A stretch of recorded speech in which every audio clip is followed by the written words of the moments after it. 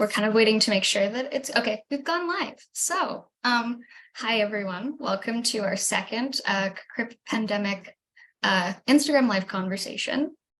I'm Corbin Outlaw. I'm a GA on the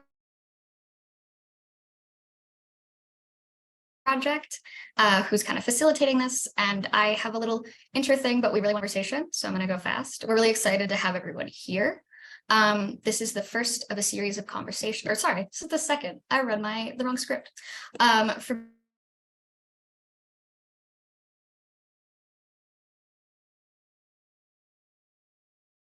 both issues of Crip pandemic, like the tapestry, get us going. But let's go ahead and start here. It's supposed to be chill and casual.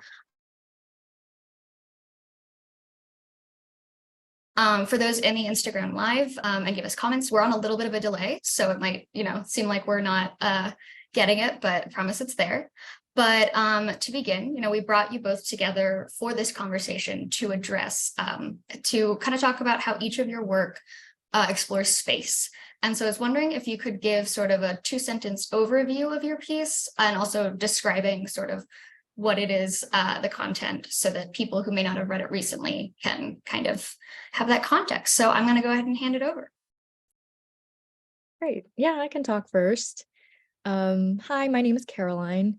So my piece, I wrote about my personal experience living with bipolar disorder during COVID-19 quarantine. So during this time, I was, and I still am, a graduate student, and I was living alone in this tall rise apartment building. And I became really fascinated with my apartment ecosystem as different kinds of spaces. So both as physical space and mood space. And then kind of like playing around with this idea of third spaces that dwells between the cracks.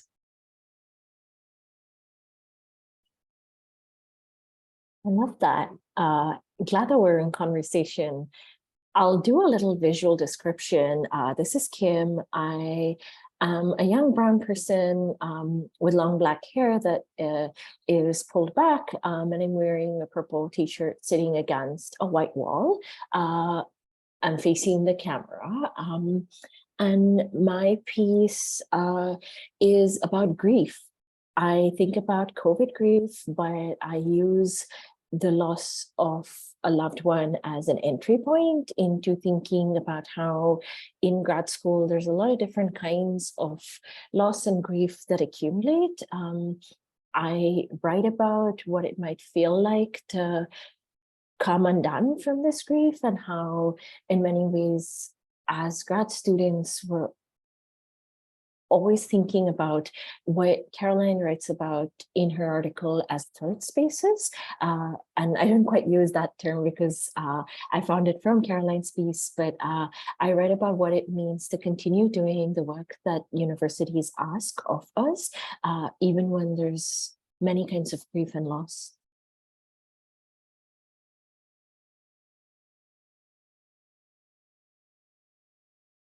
Okay, we got a heart in the chat. I might be, just to everyone, I might be having internet problems, so try and keep this going.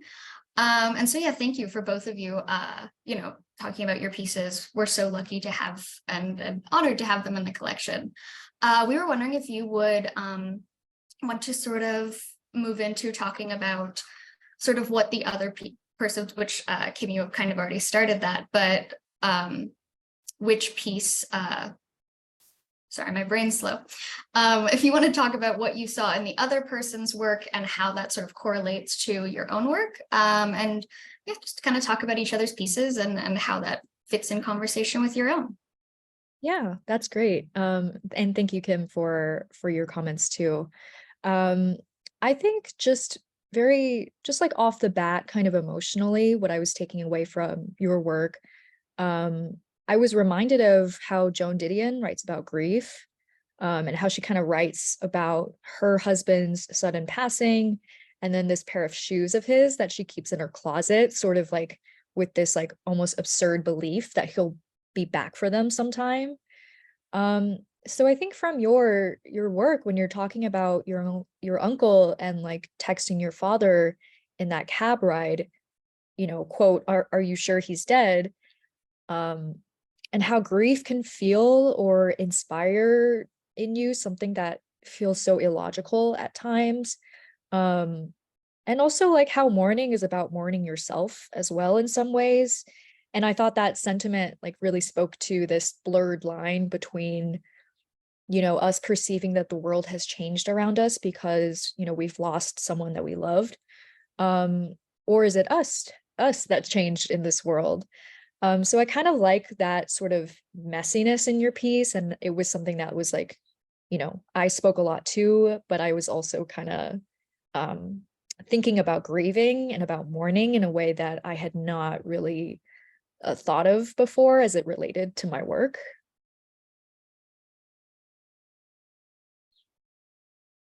And I was thinking about your work when I was reading it to prep for our conversation, because you have these very tangible pieces of evidence. And we think and talk about evidence from Mia Mingus, but also from our last Instagram Live conversation with Haley and Jesse throughout, right? Of what it means to leave evidence as disabled folks.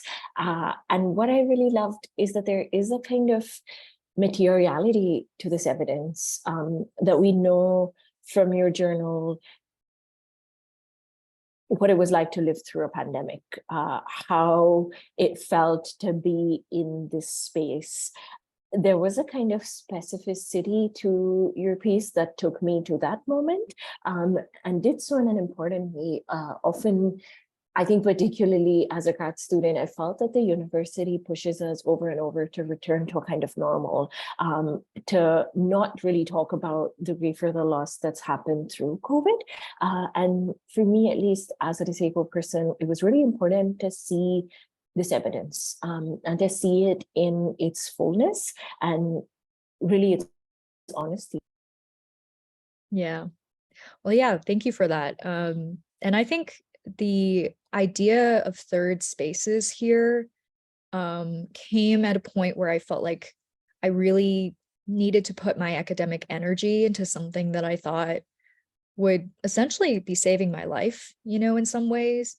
And third spaces challenge this assumption we hold of physical boundaries and of binaries, um, which I think was really highlighted in this like extremely contagious virus in this pandemic.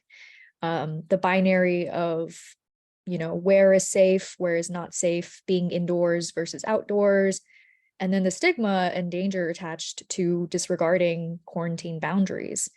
Um, so I think with that in mind, thinking about physical and abstract spaces, there's like a lot of hyper awareness in me to kind of delineate between mood spaces, because for someone with bipolar disorder, the way that I kind of manage it is by differentiating between mood states in kind of this like clinical management sort of way. So maybe that's kind of speaking to this like evidence that I have presented in my piece, which is trying really hard to like narrate this thing that I was going through, but then in the last section kind of just like it just fell through. And I would also love to speak on kind of what you mentioned. Maybe it was something else that I saw in your piece that really spoke to me. Was exactly that differentiation between states of like before and after COVID, this idea of like that, well, the idea that there is an after COVID right now, that we're conditioned to see, and sort of the impossibility of that idea. So when you've kind of talked to like the social constructions of disability, those things are still constant, and it announces itself to the world in this really profound sort of way. And I think that for those of us who are not constantly thinking about disability in the way that you've described it, we're forced to confront this in this like much grander scale that, we've never really had to deal with before.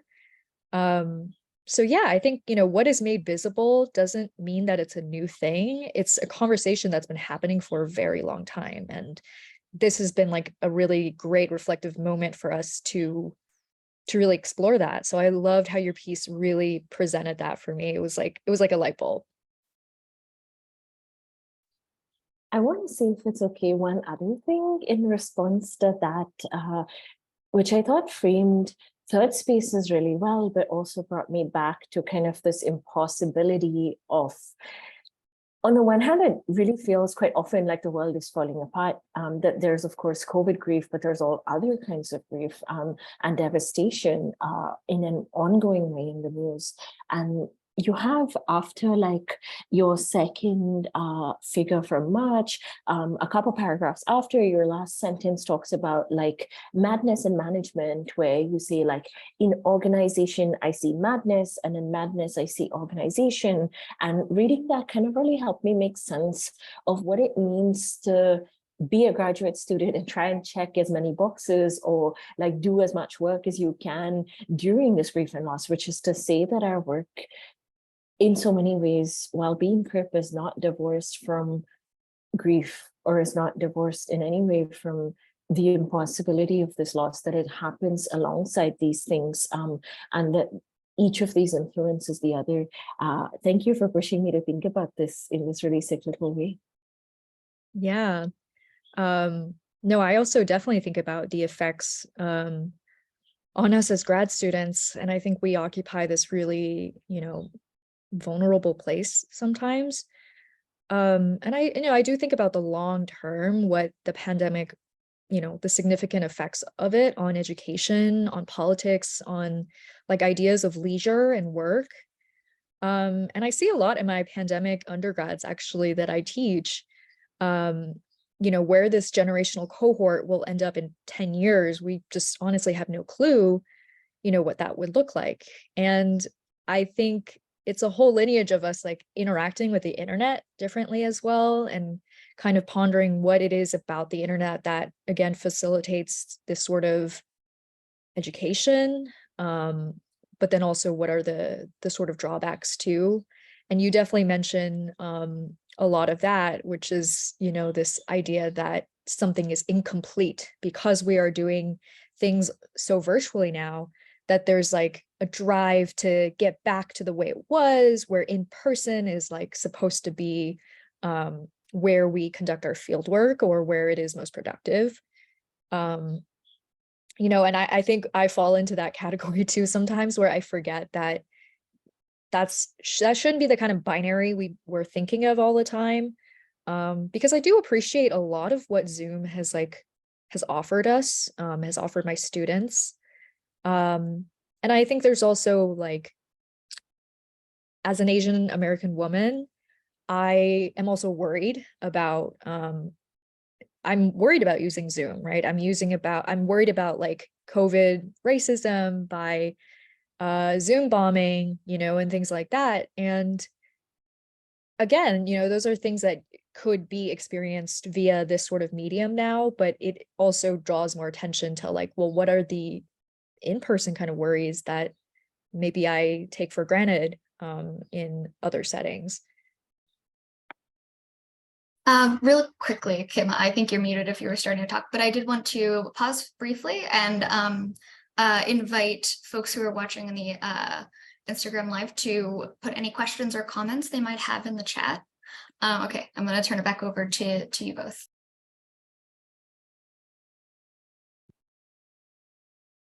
I was just agreeing, I think, with like all of the different threats that you brought up, Caroline, in part, I think because these aren't just ambient noise for the kind of work that we're expected to do as folks living in community.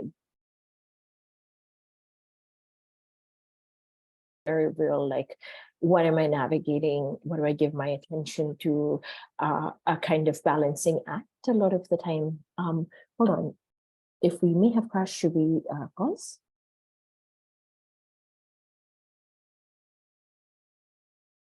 I think Ali might still be seeing it, so I think we are okay to keep going. Okay, that's perfect. Thank you. No, thank you for checking. Okay, I'm so sorry. I had no idea how this worked, so I just wanted to make sure I wasn't like causing anything to crash, to be honest. But I was also thinking about what, even amidst this exhaustion, does feel healing or can feel restorative or reparative in a lot of different ways. And thinking about how that looks kind of different for us, even as grad students at different stages, based on our very specific locations. Like you write about the third space, even within your apartment as a physical space. But for me, I think of the third space as finding a way to make work that has some kind of meaning or orientation or anchor when it feels like the world is on fire. And I'd be curious to hear how your notion of the third space has like changed, taken, expanded, what have you, as things have changed with the pandemic? Oh, that's a great question. So a part of my piece was presenting a journal that I had written, or a couple of journal entries that I've written. And just to describe it, it's just on white paper, and it's kind of like a very generic journal looking thing. There's numbers on it. It doesn't even have like the day of the week on there. But I've kind of scribbled all over it in all these colors, and like I've drawn people.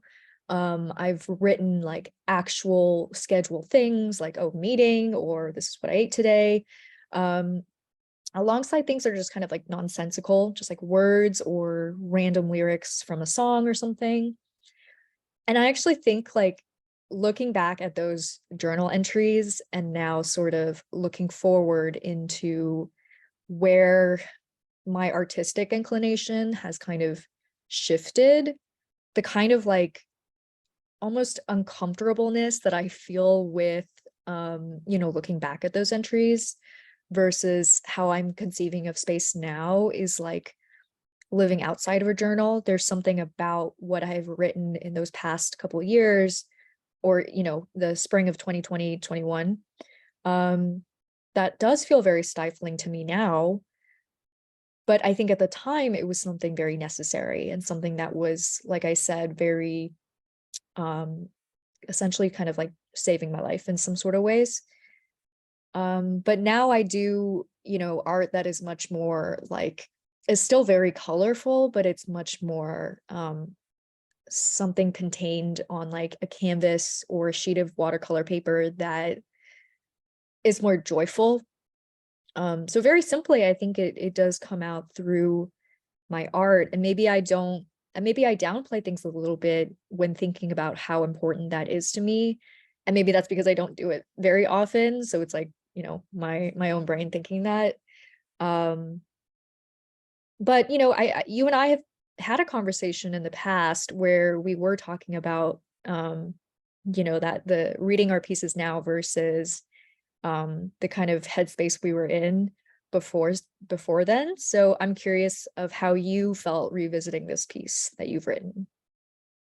I'm just gonna jump in real quick to I want to hear your answer, Kim. I'm so excited. But I just wanted to let everyone know on the live that we don't have a hard stop. We're gonna be wrapping up pretty soon. So we would love any questions or comments you guys want to put in the chat while we kind of continue this conversation. And Kim. Thank you for facilitating that, Corbin. I really appreciate it.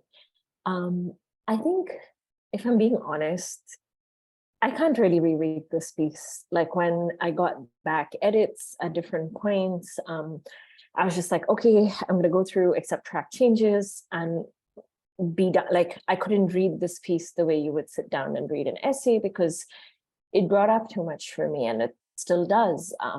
And I think some of the